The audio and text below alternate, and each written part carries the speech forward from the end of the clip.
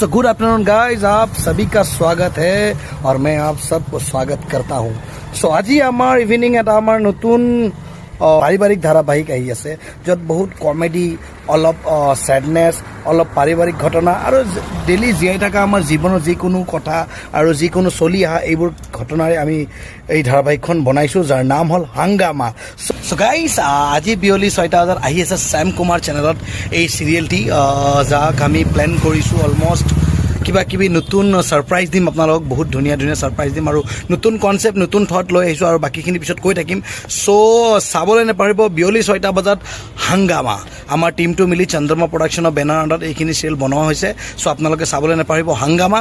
Anyways, thank you. Like comment subscribe কৰি দিব আমাক আৰু লগতে আশীৰ্বাদ দিব। চ' তাকে আশা কৰিলোঁ এণ্ড লাভ ইউ।